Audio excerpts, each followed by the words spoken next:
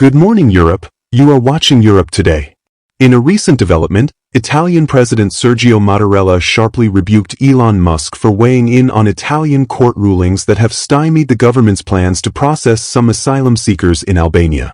Musk, who is expected to have a top advisory role in Donald Trump's new administration, wrote on X that these judges need to go.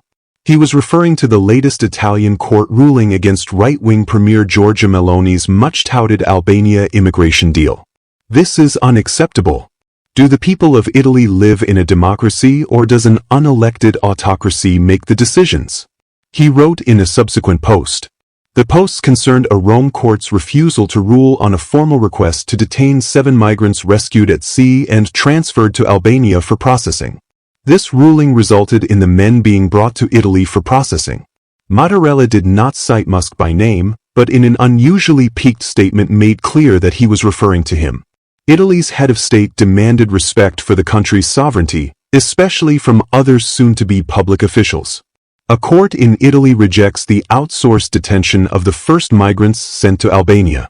Italy is a great democratic country and it knows how to take care of itself while respecting its constitution, Mattarella said in a statement issued by his spokesman. Anyone, particularly if as announced is about to assume an important role of government in a friendly and allied country, must respect its sovereignty and cannot attribute to himself the task of imparting prescriptions, the statement said. Trump has announced that Musk, one of the most influential people around the U.S. president-elect, would help lead a Department of Government Efficiency, essentially an independent advisory panel to eliminate waste and fraud.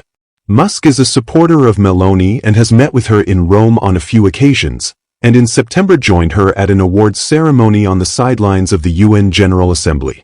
Photos of them together made such news that Musk seemingly felt the need to tamp down speculation by posting, "We are not dating." Musk has a history of making provocative statements and sparring with leaders on X. Earlier this year, he posted messages insulting UK Prime Minister Keir Starmer and saying the United Kingdom was headed for civil war. He has also clashed with a Brazilian Supreme Court justice over free speech, far-right accounts and purported misinformation on X, and also accused Venezuela's socialist President Nicolas Maduro of major election fraud after that country's disputed election. Later, an Italian representative of X, Andrea Strappa, tweeted what appeared to be a statement from Musk that said he had spoken during the day with Meloni. According to Strappa's tweet, Musk expresses his respect for Mattarella and the Italian constitution but insists on his right to freedom of expression. The court's rulings have raised the ire of Meloni's far-right-led government, which has been seeking strategies to ease the strain on Italy of the arrival of migrants seeking a better life in Europe. The government had held up the opening of the Albanian centers as a centerpiece of its immigration crackdown, also as a means of deterrence, and said they could be a model for Europe. In both cases, Italian courts referred the cases to the EU Court of Justice in Luxembourg to rule if the countries of origin for the migrants are considered safe for repatriation. There is no word on when the European Court might rule. But as a result of the Rome Court decisions, no migrant has yet been processed in the Albanian centers, which are budgeted to cost Italy €670 million over 5 years to build and operate.